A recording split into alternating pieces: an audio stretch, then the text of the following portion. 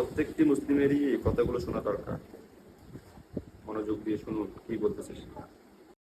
যে Europe America পারমাণবিক bomb তৈরি করতে পারে, তারা একটা প্যান্ট তৈরি করতে পারে না? তাহলে সেই প্যান্ট আপনার থেকে নেওয়ার কি প্রয়োজন? আর সেই প্যান্টকে বলতেছেন আপনি উন্নতি।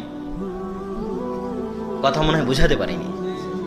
এরকম যদি সারা বাংলাদেশ গার্মেন্টস দিয়ে ভর্তি হয়ে যায়, তবু এটা উন্নতি নয়।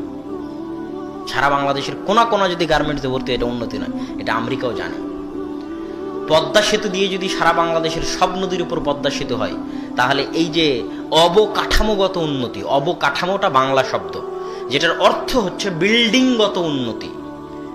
মানে এই যে রাস্তাঘাট পিচ দিয়ে তৈরি হচ্ছে, রাস্তাঘাট বড় হচ্ছে, 4 লেন হচ্ছে, বিল্ডিং তৈরি হচ্ছে, বাড়িঘর তৈরি হচ্ছে, ব্রিজ হচ্ছে, কালভার্ট হচ্ছে, এটা অবকাঠামোগত উন্নতি।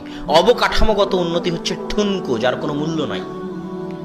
আপনি পদ্মা সেতুতে যান, দেখবেন যে ইঞ্জিনিয়ারগুলো কাজ করতেছে, ওগুলো কোরিয়া থেকে আসা ইঞ্জিনিয়ার। আর মাথায় যারা ইট খোয়া বালু নিয়ে ফেলতেছে পদ্মার পাইলের মধ্যে, ওগুলো হচ্ছে নরসিংদী নারায়ণগঞ্জের লেবার। এটা হচ্ছে উন্নতির মাপকাঠি। যেই দিন আপনি শিক্ষায় উন্নতি হবেন, জ্ঞানে গবেষণায় উন্নত হবেন, সেই দিন আপনি উন্নত।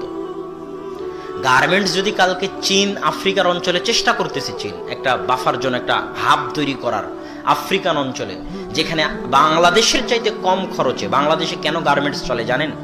বাংলাদেশের মানুষ অল্প টাকায় শ্রম বেশি করে দেয়। এই জন্য বাংলাদেশে গার্মেন্টস শিল্পটা এখনো টিকে আছে।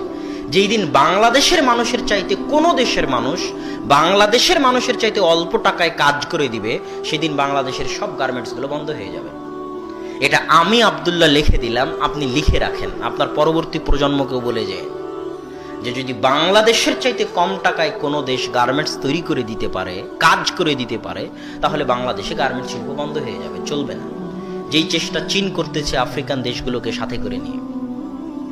বাংলাদেশের যে কর্মচারীরা বিদেশে আছে, এদেরকে যদি কোনোদিন পাঠিয়ে দেওয়া হয়, এরা যদি এদের চাইতে কম খরচে যদি কেউ কাজ করতে চায়, তো এদেরকে রাখবে না। এরা সৌদিতে 600 রিয়ালের ভিত্তিতে কাজ করে। আমাদের বাংলাদেশের ভাইয়েরা অনেক কষ্ট করে কাজ করে, অনেক হৃদয় বিদারক করুণ দৃশ্য। তো কেউ যদি 500 রিয়ালে কাজ করে, তো এদেরকে আর রাখবে না। এটা উন্নতি নয়, এটা উন্নতির নামে মিথ্যা ধোঁকা। উন্নতি তখনই যখনই আপনার ছেলে জ্ঞানে গুণে গবেষণার চরম শিখরে পৌঁছে যাবে, যখন ঢাকা বিশ্ববিদ্যালয়ের অবস্থান হবে পৃথিবীর র্যাঙ্কিং বিশ্ববিদ্যালয়গুলোর প্রথম দিকে, যখন রাজশাহী চিটাগাং বিশ্ববিদ্যালয়গুলোর অবস্থান হবে পৃথিবীর র্যাঙ্কিং বিশ্ববিদ্যালয়ের প্রথম দিকে, তখন বুঝতে পারবেন যে হ্যাঁ, দেশে উন্নত হচ্ছে। আর যখন দেখবেন যে রাজশাহী আর ঢাকা বিশ্ববিদ্যালয়ে মারামারি হচ্ছে, এই গণতন্ত্রের নামে হরতাল, রাজনীতি, খুন খারাপি হচ্ছে, তখন এগুলো উন্নতি নয়, এগুলো উন্নতির নামে ধোঁকাবাজি।